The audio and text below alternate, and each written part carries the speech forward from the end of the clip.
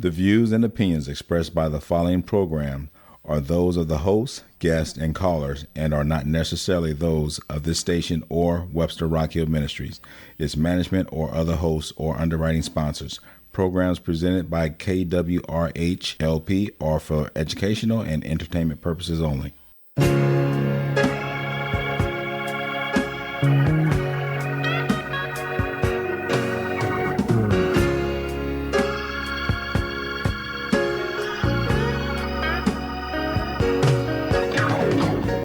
Welcome back to In Tune. This is Arnold Stricker with Ellie Wharton. So at the break, I actually got some of that Colombian coffee. Colombian coffee. That's I have right. half a cup here. It's got me all juiced up because I'm sitting up straight and squeezing my buns. That's right. What's good is And if you don't know what I'm just talking about, you need to go back to the previous hour and listen. That's right. And not only are you squeezing your buns, I noticed that our guest, Chief Kevin Halloran from the Webster for the Rock Hill. I'm sorry. It's okay. Kevin, It's okay. The Rock Hill Fire Department. He is even squeezing his buns now. That's right. And I'm sitting up straight. See? Yes, Kevin is chief at Rock Hill, as Ellie was saying. Kevin, welcome to In Tune. We're glad to have you here. Glad to be here. And we wanted to have you in to talk about a couple different things. You were very gracious to help the radio station on the broadcast of the Rock Hill Parade, and we thank you very much for your assistance with that. The other things, this is Fire Prevention Month, and we're coming to the end of Fire Prevention Week, and I know the schools have done a lot of activities related to that. They always do that. But you also are... not you personally, but the fire department's in a new house and want to kind of talk about that a little bit. So let's kind of kick this off. Tell us, you're closing in on your 27th year being at the Rock Hill Fire Department. Tell us a little bit about Kevin. Okay. Well, I grew up in North County. My father is a retired battalion chief from the city of Ferguson. So I grew up in a firehouse, basically, and I always knew it was what I wanted to do. My dad was from North St. Louis, grew up in Baden. And on Broadway, there's a fire station, the 33s, still in operation. And so in the wintertime, you could look right in their doors from their house when the trees, all the leaves were off. So when I'd go there in the summertime, I'd spend a lot of summers with my grandparents. I'd go to that firehouse, and they all knew my dad, so it was always great. You know, they would never yell at me for climbing on the trucks. And Did you jump on the pole, though, and slide down the pole? No, they never let me do that. Oh, man. No. I always think that would be like a fun thing to do. It is fun. It is fun. You know fun. what? Yeah. Arnold, I think you ought to go, and we could do a Facebook Live of you doing that with the new Rock Hill. I don't think they have a pole. Yeah, they do. We do. Oh, you do? We do. Oh, my gosh. I'd It do wouldn't that. be a firehouse if it didn't have the pole. My dad was a PE teacher. We used to climb poles and ropes all the time. So that's kind of one of the things, like for myself, I'm very traditionalist with the fire service, and that was one of the things we really wanted to bring back was the pole. And with the way the station's designed, the bunk rooms are on the same level as the engine. So when they get up in the middle of the night and run for a call, they're not sliding a pole. Aw. So they slide the pole during the day. Okay. So anytime they're there during the day, they slide the pole. Okay. So it's safer, which makes everyone happy, and we still have a pole. Do they ever have like a lift that goes up the pole or anything like that? No, there's That would be spring-loaded. anti-fire department. I'm sorry. Maybe the police does that. No, the police. Yeah, the police might. Oh, wait. Might be better for them. I better ask you this right now. Did the police officers return your generator? Everybody knows what we're No. doing. Oh my gosh, you're kidding. I went and got it today. Okay, good for you. Now, Arnold, you have to get in on this. See, when we covered the Rock Hill the Rock Hill Parade last week, right? Right. Kevin volunteered the generator. And we took it across the street, and then at the end of the parade, we went to return it. Sean and I did, and there was nobody in the fire department because they were all up at Hudson Elementary School, you know, hobnobbing with the neighbors and eating up all the food. So we had this generator that now we couldn't return. And we didn't want to just leave it out there because we were afraid that somebody would drive along and go, ooh, that looks like mine. And the next thing you know, we're responsible for. So you left it with the police department? No, it didn't quite happen that way. We left it at the doorway of the fire station. And then I went up to Hudson, and I happened to see the police chief first, and I happened to mention it to him, and he says, "Oh, don't worry, I'll send some guys over there to get it." Then by the time I got over here to Chief Kevin and mentioned it, he was like, "You let the police department get it?" Hey, I add was that to like, their that's inventory. the police department, for Christ's sake. Add that to their inventory. Right. They could have taken the stickers off, put new stickers on it, changed the color of it. It's ours. What are you talking about? And I didn't realize that there would have been a problem until No, there was looked, no problem. He looked right at me and was like, "You didn't tell the police to go get it." Oh, yeah, I did. Okay. So, Kevin, what do you? And I know you've been talking to the kids at school about fire prevention, but we're talking to a lot of listeners. They could be families, they could be people who are retired, could be people listening in their business. So there are some different kinds of fire protection needs. You know, I have a list of things like home fires, escape planning, smoke alarms, cooking, heating, home fire sprinklers. Let's go through a couple things. Like if you were some key elements that you were going to tell somebody about fire prevention, what would you tell them? Sure. One of the first things is to make sure their furnace area is clear. Especially now. The furnaces are going to be kicking on this weekend. So you want to make sure those are clear. If people actually use their wood-burning fireplaces, some people don't. But if they do, on a regular basis, they need to have them cleaned and inspected by a chimney sweep. Otherwise, you get the visit from us later in the winter and From a creosote buildup. from the creosote buildup, and they'll have a fire. And if there's any problems within that flue, cracks, missing bricks, what have you, then it gets in the attic, and now you have a pretty raging fire, and a neighbor usually sees that because you have no idea inside the house. And you know, that is an interesting point that you bring up, that you don't know that it's happening. It's usually a neighbor that sees it, because too correct. often that, you know, you move into a new house. I know my daughter's getting ready to move into a house in Shrewsbury, and she has a fireplace. And, you know, that's a very good point that you're bringing up, because you can't count on the fact that the landlord has gone and had that kind of an inspection done. That's correct. And, you know, it's always better if you the peace of mind if you're going to use the fireplace, because, I mean, they are very helpful. They do warm the area, but you don't want to warm the neighborhood. Right. You don't want to be hot. Are those most of the kinds of fires that you get called out to fight? Are those related to furnace kinds of situations or fireplace kinds of situations? You do have a lot of flue issues in the winter. Mm-hmm. There are quite a few. And the furnaces just won't operate properly if there's a lot of things stacked around them. Mm-hmm. They're not as efficient because they have to suck in so much air. And they need to be cleaned also. And they do need to be cleaned. That's correct. The filters, things like that, you know. And the burners. So that's one really important thing. Another one that we really see a lot of problems with is putting an address that's visible for the firefighters or even the police. You know, if you're in a dire situation and you need help and you don't have an address, or, you know, it's very pertinent for us to have a visible address. Where do you, as the fire department, like to see that? Above the entrance, at the driveway, or above the garage? Okay. Right above the garage door. If the garage isn't in the front, then wherever there's a light, like on the porch. Okay. Where it's then illuminated. Okay. That really helps us. Yeah, I can really see that, because I know out in rural areas they have fire. This may not be the right technology. Correct me if I'm wrong. They're like fire tags that are posted along the road. So as the trucks drive by, they see that, and they're reflective. They're reflective. So, yeah. Correct. So you know, okay, this is the place we have to go in. Now, how does your new GPS system fit into all of this? Well, we have different programs, and it'll actually give us the house, so we kind of cheat on that a little.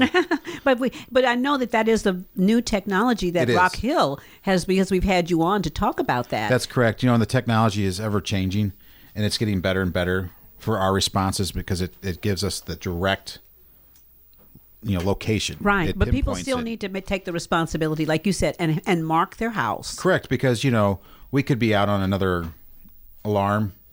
We could be out of the city, and if we have a fill-in company, exactly. They know the streets, but they don't necessarily know exactly where that house is. Right. So it helps for other issues, and then the police as well. Right. Exactly. You're right. So how does that work? Like if you're out on a call, you have how many trucks?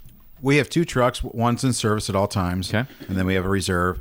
So if we're out on a call, we'll call what we call mutual aid. Mm-hmm. So Glendale, Brentwood, Webster, Ladue, our neighbors. Mm-hmm. And then they'll fill in for us. As you would fill in for them. And we reciprocate. That's correct. Gotcha. Yeah, because I remember that there was a very large house fire last year that was in a neighborhood in Webster. And it was very huge. The whole house just went up in flames. And thank goodness the family was not at home at the time. But I happened to get there right as all the action was going on. And there were like Maplewood was there, Shrewsbury was there, Richmond Heights, Brentwood. All of these fire engines had converged. It really kind of made me feel good to see that the municipalities worked together so well like that. Of course, I hated that it was such a heinous situation. Right. We have to work together. We can't do it by ourselves. We're all single and dual engine company, firehouses where we just can't do it ourselves. So we have to rely on each other and our partners. And Now, do you all also handle Glendale? we assist them. Assist them, They have okay. their own fire department as well. So, but we all back each other up. And like St. Louis City is one of those big departments. If it's on the border, they're calling county companies in to Right. help because you can't pull from South St. Louis to come up here. Right. But we also go into the city as well. And help. Okay. Yeah, I can really see. It's Yeah. all reciprocated because it's such, fighting a house fire or a building fire is just very taxing, and your resources go quickly. Yeah, especially your personnel. Right. Right. It is very taxing. I can see why there is that need to have the more illuminated or very visible sign for your house. You don't want them driving by, it's like, we could have been here another half an That's hour right. ago if you had your sign lit up a little bit better. Well, if it's a medical emergency, time is, your enemy. That's correct. That's correct. So you mentioned about furnaces. You mentioned about chimneys. You mentioned about the visibility of your number. I know sometimes kids will go home and say, hey, Mom and Dad, do we have a plan? Because in schools, they practice fire drills all the time. It's like second nature. And I don't think there's been a fire that has caused a fatality in a school system for a long, long, long time. I think the last one was in Chicago, and that was maybe, 80 years ago or 85 years ago or something like that. So what about home fire escape planning? What should people be doing or thinking about in their home about getting out? Just like in schools, you have to have a plan. And that's what's so wonderful with the kids. They go home and tell their parents, and it makes the parents think, okay, well, if we're in this part of the house, how do we get out? And then once we get out, where do we meet? Just like in schools, they do a roll call, and they make sure they have every kid. And that's one of the things that we do when we do the fire drills. We'll pull a student, and then we wait to hear, do they have 100% of the students? And if they say 100%, well, obviously we know they're wrong. And it's a test that we do. But the schools have gotten so good about knowing where every kid is. We haven't had a problem. Well, so the parents need to do the same thing. Right. And one of the things I'm thinking to grandparents too, see what they need to do is they need to number the kids, because if they're like my mom, they're calling everybody the same name. Hey, Ellie, hey, Mari, hey, you over there. You need to have, okay, kid number 1 here, kid number 2 here. And that's very true. I mean, they just need to know. And then if they have friends over, it's one of those things you got to remember. There's more than one kid in the house. There could be 3, 4.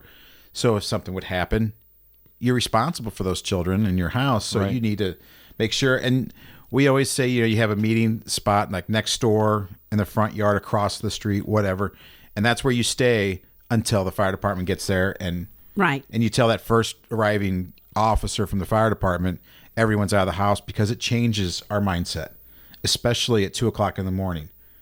We are thinking people are home. Where's the fire? How are we going to get the people out? Rescue is number one. It's the number one priority in the fire service is life safety. Now let's talk a little bit more about that, because when you're in different situations, I have some notes in front of me that, 2 exits from every room, a door and a window, and where the doors and the windows are in your house. But when there's smoke, you get disoriented very quickly, and they say, get down to the floor, and feel your way around. But I don't know how many people, when they go into, go to see the dentist or the doctor or to the theater or to the radio station, they're looking for, and I do this now, it's, okay, where's my nearest exit? Because like you go on a plane, they say the nearest exit may be in front of you or behind you. So check it out. But, you go and check. So in case something happens, because when you're least expecting it, that's when, gee, I haven't checked the exit. Now, where is it? That's correct. And, the hotel industry really That's a good one. has taken this very seriously.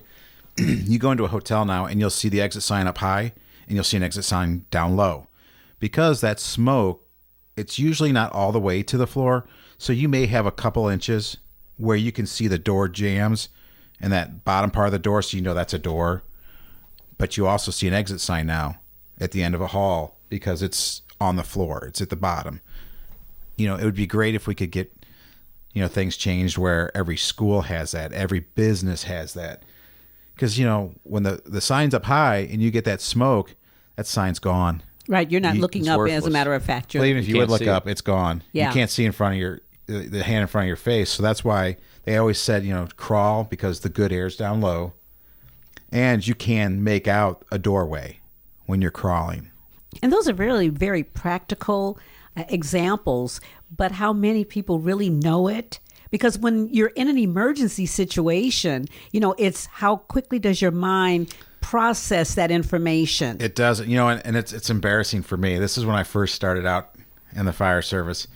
I was a volunteer with Ferguson, so I rode with my dad's engine company a lot. And so we had a fire in a garage, and there was an apartment above the garage. And so the fire was upstairs. And so I was the first one on the nozzle. So we get up to the top of the steps, and we're going down the hall. And I think that I'm opening a door going into a room, and I'm trying to climb in. Well, I got stuck. And so, after the fact, I was under the kitchen sink of this apartment, which was it's extremely embarrassing. But everything shrinks down, so you think your mind makes you think, well, that door's smaller now. So it's all relative, but it's not. And you could see my hand where my arm was going across the door, like the wall. But it's just one of those things, even as, and that was so early in my career, I hadn't had that, the experience yet to know that, okay, there's multiple doors. These are cabinets. Right. But even with you having even that level of experience, the person who is in their home has no experience. And they panic. Sure. And the biggest thing, because that's one of the things when the smoke's banking down, you can raise your hand up a little bit. You can't go very high because there's a lot of heat up high, but you can feel that there's a window. And that's where it's so important to get your bearings. Right. And then too, you just made another point. It's important that you can open the window. Correct. Because if you think about it, you may have windows in your room, but if you haven't opened them, in 30 days, it can be very daunting to get that one, especially the newer, kind of windows that have some plastic stuff and they stick together a little bit, Right. And it's hard to try to get that window open, especially for a senior citizen. Well, one of the things we always tell people, and when you have little ones, we always say keep the bedroom door closed with the kids. And people are always like, well, but I won't hear them. Well, that's why they have baby monitors. You want to keep those doors closed because if there is a fire, that smoke will take so much longer to get into that room. But if that door is open, it just billows right in. It just goes right in. And it's unbelievable. If you can see videos, there's videos out there where there's a house fire where the door was closed and the door is open. And the amount of soot and smoke that got in there, it's amazing how much doesn't get through the door. You're still going to get some in. But then, if that door's closed and you have a child that's a little older and they know to open the window, throw the blanket out, and then put the window back down because you don't want the flow of that air. Right. Because that fire, it pressurizes your house, so it's looking for the path of least resistance. And if the door's open, it's going to just go right to it. And if the window's open, it's going to go fast. So that's why we always say sleep with your bedroom doors closed, because if there is a fire, it gives you time. Interesting. It is. These are the kind of things that would make for a great seminar. Because we're talking about things that people really don't think about. No, you don't think about it. You don't realize it. Until you're in need. And that's why we always have pushed for multiple smoke detectors throughout your house, because... And then changing the batteries. Oh, yeah. Changing the batteries, and all the new ones now are 10-year. Right. There's no it's a built-in battery, so you can't take the battery out. Right. So those are wonderful, devices to have. Until they go wrong. I had one not, in my not house when you're go cooking. wrong. If you're cooking, that's not going wrong. It's still doing its job. Yeah. Well, I had a case where it decided to just kind of go haywire, and I thought, okay, because I had my little pad up there on the wall, and I'm gonna fix it. Yeah, I fixed it all right. And then the next thing you know, my alarm was going off like crazy. The alarm company was calling me like crazy, and I could hear the Webster Groves Fire Department coming over the hill, and I'm trying to say, no, tell them to go back. And so when the guys got there, I was just so embarrassed because it was like, a police station, a police car, a fire station, we had all of these lights going on because, of course, it was at night, right? And, of course, the neighbors Then they coming get the out. neighbors. Oh, my gosh, what's going on? People coming from across the alleyway to check on us and everything. It was just like They so. were all just standing there with their cell phones, right, taking movies. That's right. Oh, it was so embarrassing. But you know what was so great? They went through the house. They checked all of the fire and smoke detectors for us. I guess they figured they had to be able to go back and write up something other than crazy old lady, couldn't handle her alarm system. Ellie does it again. Yeah, there we go. And we never say that. We never say that. I mean, there are houses that we go to a lot. Multiple times. And you always, and you hate to say it, but it's just poor placement of the smoke detector. You don't want it right by the kitchen because there are people that... Yeah. Or right outside the bathroom door, and if you take a hot, steamy shower and you open that door, that steam rolls out, it sets off. And if you have a monitored alarm system, They all go off. We're going to get a call. Right. And it happens very quickly because I just had that last week, unfortunately. And again, it was a little bit of smoke. And before I could get to the alarm company to tell them everything was okay, they had already dispatched the fire department. Well, that's their job. I know. Dispatch first, call second. Yeah, I know. It wasn't. They were on the case. We've been talking about some planning, escape planning. While 71% of Americans have an escape plan in case of a fire, only 47% of them have practiced it. And that's the worst part. Then they really don't have a plan. Right. That's right. And 1/3 of American households who made an estimate thought they would have at least 6 minutes before a fire in their home became threatening. Well, the time available is often less, and only 8% said their first thought upon hearing a smoke alarm would be to get out. What was their first thought? Probably it's a what is it? malfunctioning, What is it? What's causing it? Wow. that it's not a fire, it's something else. And so that delay is what can trap people then. Correct. And the delay, that fire grows so fast. Fires back when, all of us in this room were young. The stuff that burned in the house was wood, wool products, cottons. Now it's all synthetics, plastics. It's all, petroleum based. So the couch is a big can of gasoline, basically. And once that foam starts breaking down and is burning, it goes so fast, you lose your chance to get out. I'm You sure it lose your probably exit. gives off toxic kinds of... Absolutely. So, I mean, smoke. our furnishings can actually be the things that could be... That's what burns. Wow. That's what's, excuse me, that's what's burning in this house. It's the furnishings.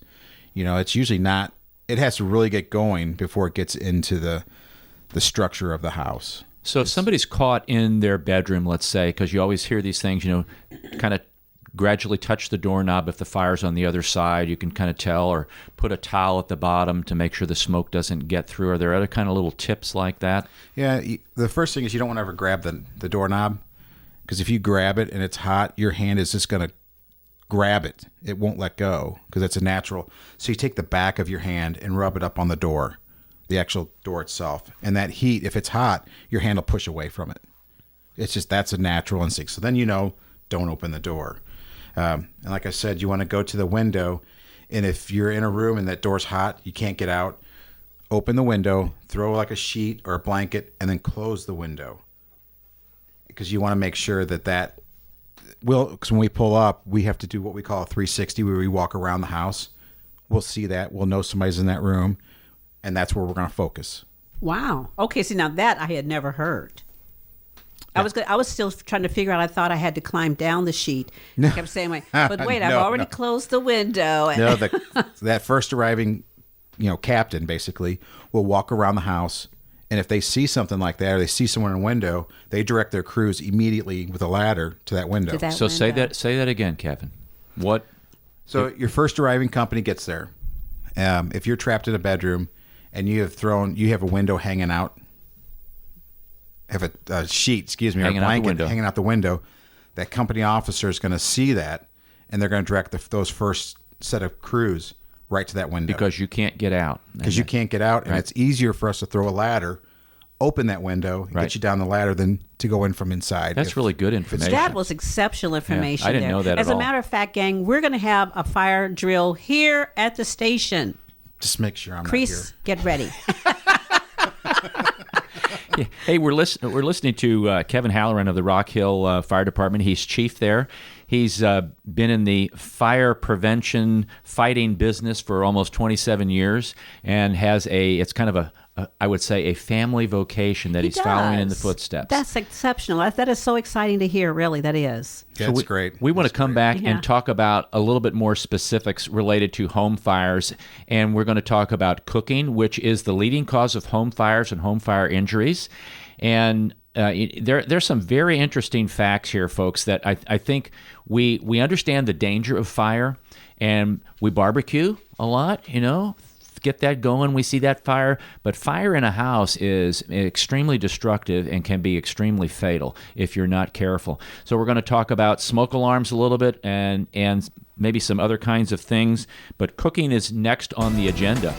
This is Arnold Stricker with Ellie Wharton of In Tune. You're listening to KWRHLP 92.9 FM, your community radio station in Webster Groves, Missouri.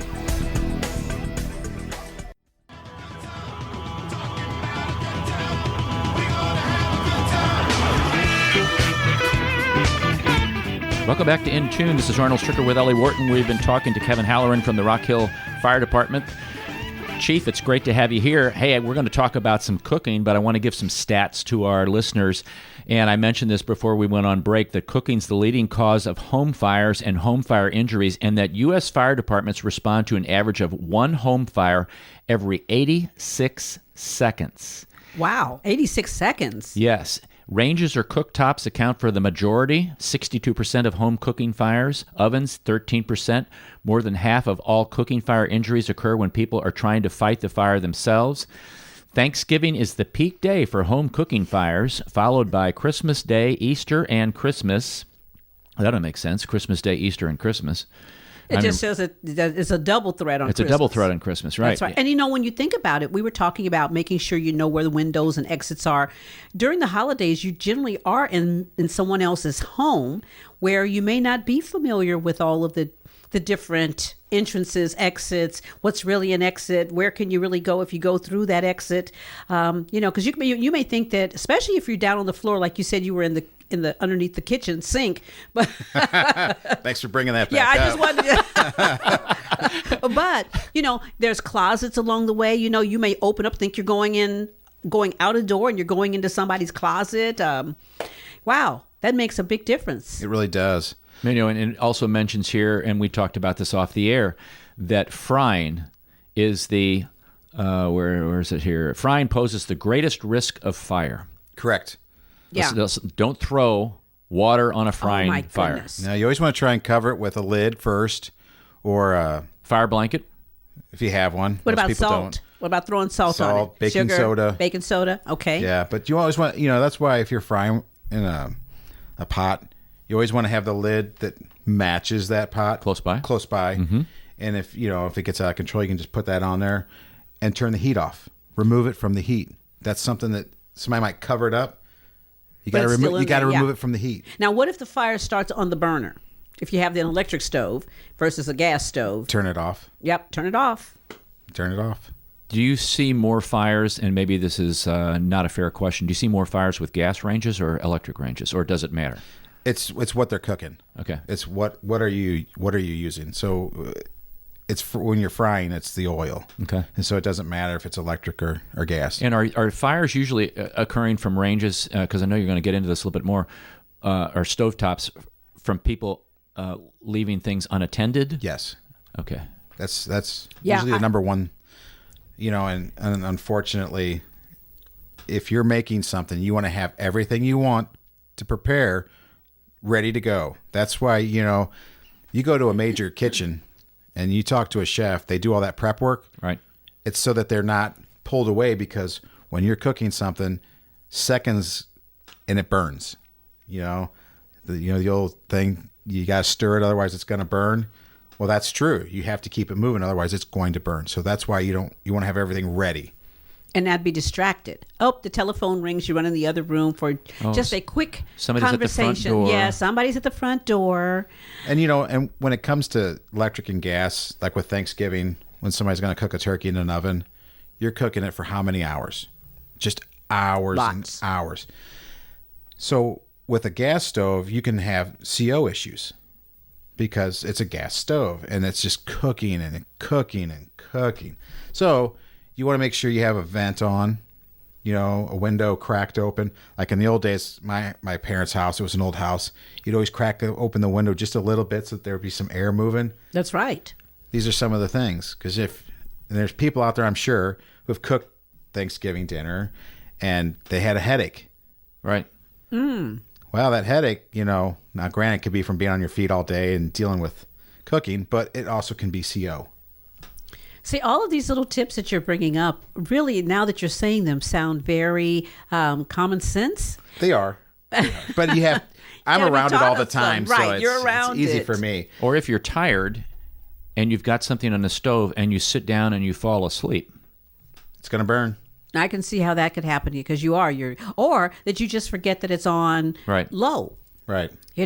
And you get into that family conversation, and everybody's going and then that's when that smoke detector comes in. That's right. You better believe. And then everybody needs to know how to get out of the house, right? That's right. Yeah. We do have Thanksgiving coming up, and there are a couple of quirky no-nos, Corky the Clown no-nos, that you don't fry that in the big peanut oil in the garage or On the deck. On the deck. And the one thing that people really need to understand is you first put water in that fryer to measure how much oil you're going to need, but you never fry a frozen turkey.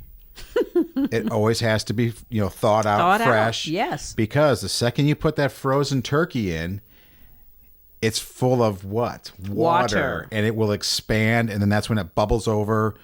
The oil hits the burner. Now you have a fire. And it can happen in seconds. In an instant. Yeah. Same thing. Now that's something else with the deck. You don't want, people barbecue on the deck. That's fine, but this is different. This is completely different. So you want to be in the grass or in the driveway, right, per se.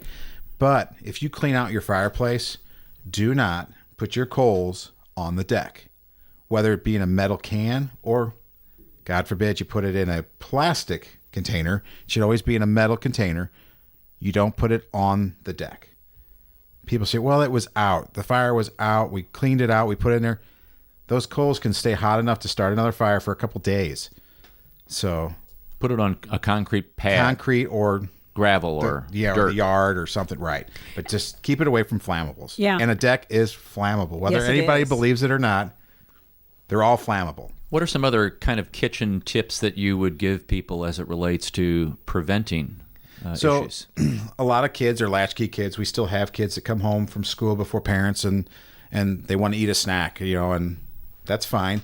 Make sure that they've been properly taught how to use the stove if you're allowing them to use the stove, how to use the microwave properly, because if they're going to make hot chocolate and they reach up, the microwave's above the stove. In a lot of cases they're not at counter height. They pull that cup down and the cup's hot. Well, if they turn it, now they're going to get scolded by the hot water, the hot chocolate. So it's things like that the parents, you really need to take the time to show your children how to operate this stuff properly. And that microwave popcorn. Oh my gosh. 2 seconds too long. And Start at 3 minutes. Yeah, 3 and minutes you is gotta- usually 3:15. Usually it's perfect. I know. It's also You just don't want to. popcorn. Burnt popcorn. Burnt popcorn is smells the worst. terrible. It tastes terrible. I gave up popcorn too. Did you? It's my teeth. Oh, you got all kinds of stuff with no hair, got your ears all messed up and no teeth. Yeah, I'm blind too. And you're Got glasses. Just falling apart. just falling apart. Okay, well. So that's really, really important because of this Thanksgiving holiday coming up. That's a really big deal. Now, what kind of fire extinguishers would you suggest a home have? There's a wide variety of sizes and everything. Right. ABC covers everything that you need for home use, and just like the one that's about, you can get at any hardware store. I want to say it might be like a 13-pound, or it's not very big. It's maybe a 18 inches tall. And there's a method to spraying a fire with a fire extinguisher. Absolutely. Also. You know, you have the pass where you pull the pin, you aim, you squeeze the handle slowly. You don't just hammer it. You slowly squeeze it, and then you sweep at the base of the fire. So you don't. If the fire is 20 feet from you, you don't want to start. You got to get close enough to where it's effective. So you do have to get a little bit closer, and then you slowly, squeeze the handle, and then just start sweeping at the base of the fire, and it'll go out. And when you said that, my vivid imagination saw me playing, Ellie the fire chief there. It wasn't a pretty sight, but it made me think about the clothes that we wear as well. Because you said we have to get it close. And things like polyesters and things like that also can become very flammable. Absolutely. When you're faced with that, and I know you don't have a lot of time to think about changing and going and having a wardrobe change, but is there a way to really kind of protect yourself? Because that can become an issue with, polyesters and things that are flammable that you're wearing. Sure, and that's why, you're going to stay at a certain distance away.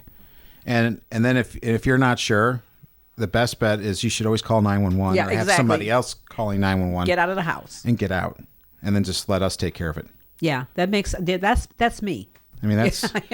we hate to say that, but that is why you have insurance. And, your life, whether it's... You can't replace your life. That's right. And then if you're severely burned, the pain that you're going to go through it's horrific. Yeah. Now, we were talking about a plan for the family and kid number 1, kid number 2, and kid number 3. But what about when we have a lot of pets? Pets are the same. Pets are very smart, and their sense of smell is heightened. So a lot of times they're trying to get out. You just open the door, they're gone. They're off and running. Yeah, we're the ones that go back. Oh, my dog is sitting in his. No, your dog is like sitting out on the curb. And and there are times where cats, especially, will go hide. But because they're stupid. Oh man! That was not a comment from the Rock Hill Fire That's Department. Right. Nor did it reflect the views. Our cat's smart. But when they go to do that stuff, it's like now you have to go pull them out from underneath the bed or something. And the biggest thing is you tell us how many pets you have, and that the dog's running crazy in the backyard. Okay, we're good, but we have 2 cats. Mm-hmm. Tell us. We treat pets, very. A lot of firefighters have animals. They're passionate, so they're gonna search for them. Yeah. We always do a search regardless. Even if you tell us everyone's out of the house, we still search the house. We still do it just because if something happens, we're responsible. So it's our peace of mind. We still go through the whole house and search. But if we know there's an animal, we know they like to hide under beds, under chairs, under couches. So we look a little extra harder under those places. Have you ever had to go into a home where someone had an exotic pet? Big snake. Snakes. Yeah, big things like that. Snakes, yeah. And that's I know, that's a tough snakes one. belong everywhere but inside a house. That's the way, I look at this. If Ellie Fire Chief went in there and there was like a python and there was a pet, well, wonder what fried python tastes like. Tastes like chicken. It's like chicken. Hey, I'm looking at some stuff on the National Fire Prevention Association website. And folks, this is pretty good. nfpa.org. Home safety for people with disabilities. And when Ellie was talking about pets, I was also thinking about elderly people, right, who maybe elderly family, father, mother, grandparents in the house, or who may not be as mobile or maybe immobile in the house in a situation of a fire. How, planning for that. What are some things you suggest with that? Biggest thing is to let their local fire department know that they have issues, that it's harder for them with mobility. So then when the call comes out, we have that address flagged. And so it's in our call notes. And the dispatcher will also advise you that the subject that lives at this address has mobility issues or they're wheelchair bound. So then we know, and we know exactly what we're focusing on. So they should call you up and say, hey, my address is this. This is some of the issues I have. And they should do that ahead of the fire. Absolutely. Yeah. We pre-plan everything. Yeah, exactly. And it's one of the pre-planned things for a person, and that's, we try to keep people, when we see them at like the open house or we're in the neighborhoods, we do smoke detector drives. We're knocking on doors. Are there any issues? Is there anything we can do to help you? And these are some of the things, the feedback we need so that we can do our job better and more effective and efficiently. That's good information, folks, that, if you do have some kind of family with some needs, that you need to let your fire department know those things so that they are prepared ahead of time and can help serve you in case a situation happens like this. I found helpful when our local fire department had to come and visit my home, that they knew my mother's name. And that was reassuring as a senior citizen. As they walked up the steps, they were calling her name, and that immediately put her at ease. There was no real issue, but I watched her reaction to that as a senior citizen. And I thought that was a very reassuring thing, to have someone be able to walk up the steps and call them by name, and their natural response is to respond immediately. To call out immediately. I think that's an important thing, too. That's very neat. That the fire department, the police department knows the names of the people in your home. We try our best. And, we're very fortunate with our staff. We have a pretty good tenure. And so when people see us, they see us in the grocery store. Yeah, that's right. And so our guys recognize them. They and it's nice. And that's very important for things like, neighborhood policing, neighborhood firing. Okay. But, if there is problems and you walk in the door and you can tell it's a heightened event for someone, it can be a tragic event, whatever, they can feel good about seeing these friendly faces. Yeah, there is that confidence. Yes, yeah. And being in a smaller community, that does help us to have that feeling of security, that the person who's at the fire department, the person who's at the police department knows me. And they're there for your best interest. That's right. And that is something that we drive home. You're listening to Chief Kevin Halloran of the Rock Hill Fire Department. Chief, tell us a little bit about the new firehouse that you're in. Excuse me. It's wonderful. It's pretty neat. It's wonderful. Some of the guys today, we were looking over the engine bay. We have a kind of a mezzanine level, and a lot of the guys like to just hang out there because you can just look out the street. And one of the things they commented on was it didn't look like the engine room was going to be as big when they were building it. But now that we have the equipment in there and the trucks are in there, they're like, we have so much more space than we could have imagined. And it's just a great feeling. We have just a solid building.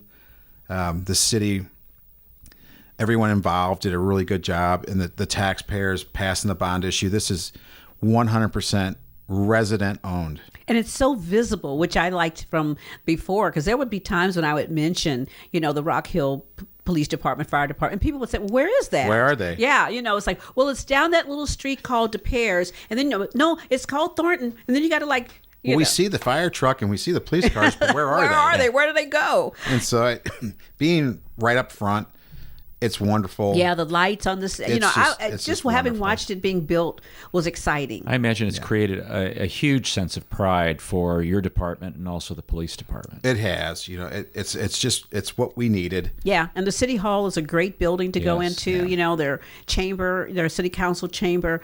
It was when we had the grand opening and we all came to the ribbon cutting and everything. It really was quite an emotional experience, because it was like when Mayor Mahan came into. That was his promise. It was. That was his promise to the community, was to get that facility built. Because I think that if you all had not done that, then your services would have, where would you have gone? They had continued the way they were, and they were just lackluster, ineffective, inefficient. It just was it was bad. And morale's bad. Yes. And the fire department was out for 13 years out of a brick and mortar station. It was tough. And now it's wonderful. Yeah. It's wonderful. Now, I have a question about fire trucks. Why are some trucks red, some trucks white, some trucks yellow? I imagine there's probably green trucks. Maybe there aren't blue trucks. Why? Yeah. I've seen a blue truck. They're all colors. Because most of the time, you grow up, it's a red fire truck, and then when I saw Afton's, I was like, what? That's yellow. Yeah. What's wrong with that? It's totally personal preference of the department. And I think yours is white, isn't it? Yeah. Correct. So the original fire truck was red. Back in that was like 41 or 42, it was red. The next trucks after that were white. And then we had one period where we had a lime green truck. And there's always been that love of fire trucks. It's like you could pull into a neighborhood anywhere, and if you just stop there for a moment in the fire truck, it would be engulfed with children. They'd want to be all over it, and that's one of those few things. I mean, they don't do that when the police department comes in. Don't be in front of one of them when they're sounding their horn. Oh, no, you don't. They're loud. They are very loud. But they were lime green back in the 80s. There was a study that said that was the best visible color, like with snow and what have you. But funny enough, Denver's been white for as long as I can remember. Yeah, they have the snow thing. So it's then they started doing studies on the lighting and the reflective stickers and stuff. And so now it's your lighting and stickers. That's right. The reflectivity. The color is whatever. I imagine in the 60s there was probably some psychedelic looking fire trucks. Yeah, exactly. But the majority of the country is red. Yeah. But one of the things that still amazes me is how when people hear the sirens coming down the street, that they still want to run through the intersection to beat the light. Or they just stop. And what is it that can be done to educate the community as to exactly what is the safest way The safest to thing get to out of the do way? is to pull to the right. Obviously, that's the safest. And if you have to go through the intersection and it's taking you a little, do it safely, because we don't blow through intersections. We come up, and we're going to almost come to a complete stop every time at an intersection. Whether we have the green light or not, we're still going to. But, it's just, you have to do something in a safe manner. Just don't stop in the middle of the lane. Yeah, people seem like they don't know what to do. Either they stop and they decide, well, you know what? There's a fire truck behind me. I'm just going to keep going at 35 miles an hour. They don't get it. We've been listening to Chief Kevin Halloran of the Rock Hill Fire Department. And Chief, because you're here and it's Fire Prevention Month, the end of Fire Prevention Week, I have a story about a fire truck. Okay. This is a New Jersey fire truck. A Joyzy. One dark night in the small town of Garfield, New Jersey, a fire started inside the local sausage factory. In a blink, the building was engulfed in flames. The alarm went out to all the fire departments for miles around. When the first volunteer firefighters appeared on the scene, the sausage company president rushed to the fire chief and said, "All of our secret sausage recipes are in the vault and in the center of the plant. They have to be safe, so I will donate $50,000 to the fire company that brings them out and delivers them to me." But the roaring flames held the firefighters off. Soon more fire departments had to be called in because the situation became desperate. As the firemen arrived, the president shouted out that the offer to extricate the secret recipes was now $100,000 to the fire department that could save them. Suddenly, up from the road, a lone siren was heard as another fire truck came into sight. It was the fire engine of the nearby Lodi, New Jersey volunteer fire department, composed mainly of Italian firefighters over the age of 65. To everyone's amusement and amazement, the little rundown fire engine operated by these Italian firefighters passed fire engines parked outside the plant and drove straight into the middle of the inferno. Outside, the other firemen watched in amazement as the Italian old-timers jumped off and began to fight the fire as if they were fighting to save their own lives. Within a short time, the Lodi old-timers had extinguished the fire and saved the secret recipes. The grateful sausage company president joyfully announced that for such a superhuman accomplishment, he was raising the reward to $200,000 and walked over to personally thank each of the brave elderly Italian firefighters. A TV news crew rushed in after capturing the event on film. The on-camera reporter asked the Italian fire chief, "What are you going to do with all that money?" "Well," said Chief Pascal De Lucianavanti, the 70-year-old fire chief, "the first thing we're going to do is fix the brakes on the older truck."